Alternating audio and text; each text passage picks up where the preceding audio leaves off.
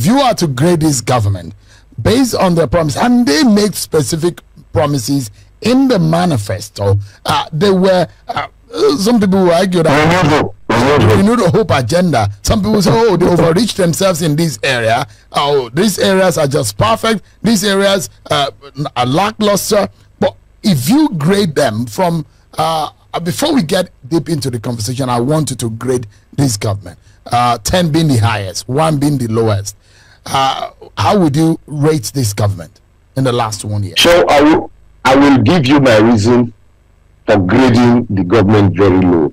I'll give you the reasons. You know, when Buhari was exiting office and Buhari said that the budget for subsidy was up until June, I was on a program with our very good friend Kazim Afegwa, and both of us agreed that Buhari cannot be creating a policy for a government that is coming on board. And Tinubu needs to come, study the subsidy regime, see how they can clean it up, what they can do, and then, because Nigerians are suffering, and you can't ask them why government is feeding facts, you can't ask them to pay more.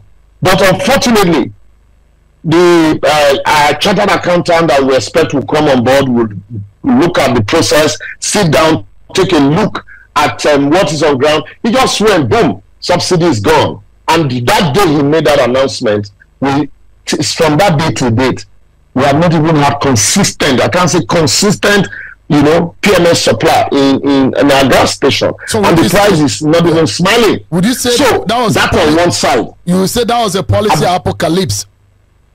Yes, it is. It is. I expected an incoming president to sit down, look at the books, at least make some effort on how do we clean up this. You know what the government did, Joe?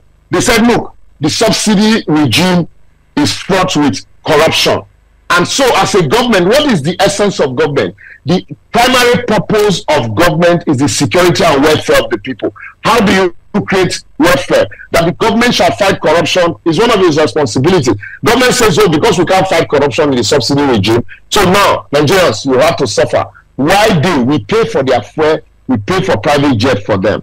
And so we can't fight it. And then another thing, the NNPC went to take $3.3 billion loan from Afrexim Bank to shore up the Naira. Naira was less than $1,000 at that time when they took that loan. Where is the Naira today? And secondly, rather than going into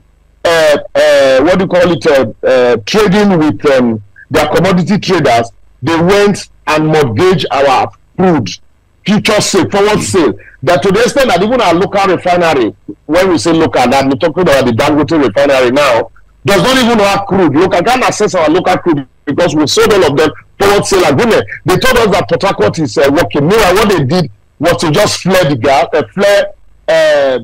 use a pie gas to flare, you know, the flare, and then we thought that, oh yes, our refinery is working, and now they're telling you there's no crude. You know, so when you put all of this together, and also coupled with the fact that recently the West came up with one policy that nobody really understands. So you have band A, band B, and bandits in terms of power distribution.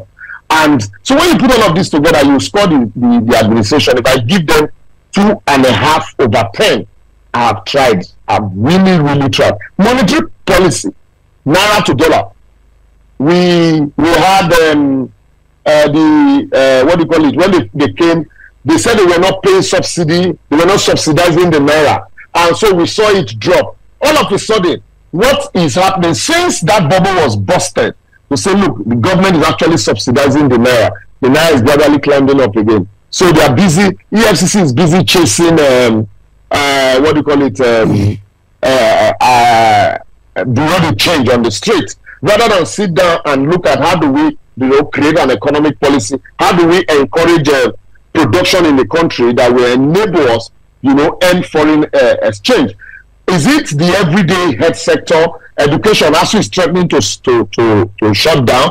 Health sector, our president, anytime he goes abroad, the allegations that he goes for, checkup also in Paris, not even in Nigeria. What else? Transportation is, almost next to nothing. Can you imagine that we are celebrating today Emirates returning to Nigeria? We're celebrating, another national carrier returning to Nigeria in October. You know, so is it fight against corruption? Better I do, what have become of Better I Do's case? So in fact, I'm even magnanimous with 2.5 over 10. You know, so when you look at this, you will expect that the government will hold certain areas and say, okay, we are going to tackle this. And when we tackle this, the multiplying effect, is it on spending, government spending? As we speak, one would have expected that government will cut costs. The number of ministers is still, you know, even higher than the previous one. And they all have essay to essay. And the saddest part of it is that while you are busy taxing the people, you budget 90 billion as subsidy for people to go on Hajj, a private religious affair. Very soon the Christians also will ask for theirs. Is it on sharing palliative?